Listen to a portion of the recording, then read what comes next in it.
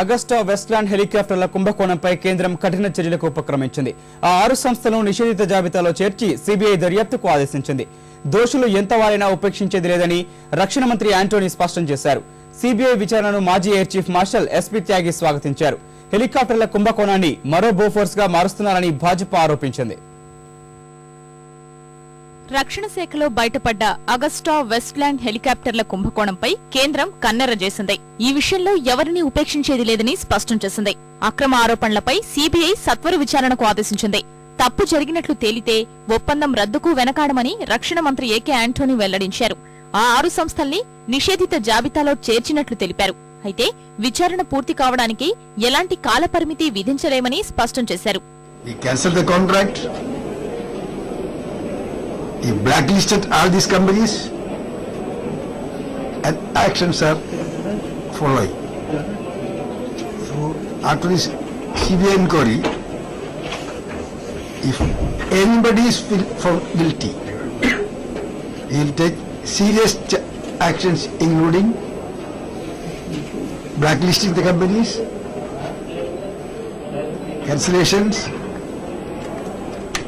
and all other serious actions as provided in the Integrity Pact signed by the vendor.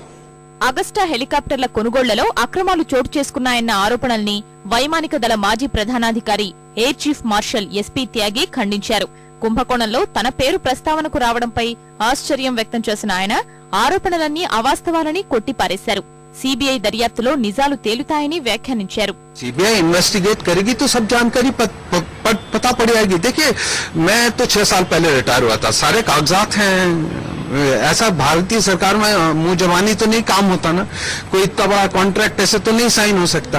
तो सारे कागजात होंगे, उसकी सीबीआई जानकारी करेगी, देखेगी और उसके बाद सब तथ्य सामने आ जाएगा। మరోవైపు కేంద్రం సీబీఐ విచారణకు ఆదేశించడంపై భాజపా పెదవి విరిచింది. ఈ అంశంపై ఏడాది కాలంగా ఇటలీలో దర్యాప్తు సాగుతుంటే నష్టపోయిన మన ప్రభుత్వం ఆలస్యంగా కళ్లు తెరవడానికి కారణమేంటని ప్రశ్నించింది.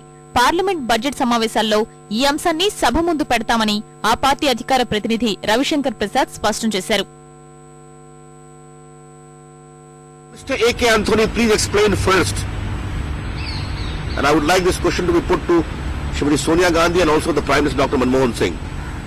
When these things were in public domain, why did the government not choose even to initiate a preliminary inquiry?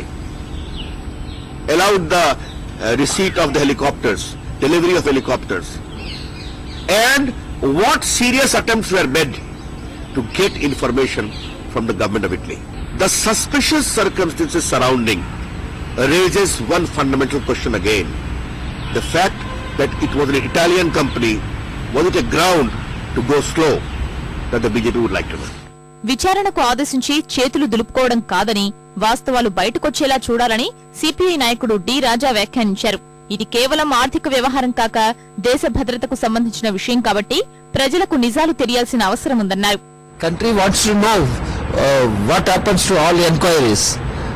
Country wants to know what prosecution takes place and how these people are punished, the guilty are punished, and the country's interests are protected. It is not only financial aspect, security aspect also, and the entire system needs to be cleaned up. కేంద్రం కనుసన్నల్లో జరిగే ఈ CBI విచారణలో బయటపడేది ఏమీ ఉండదని Aam Aadmi party సమన్వయకర్త అరవింద్ కేజ్రీవాల్ వ్యాఖ్యానించారు.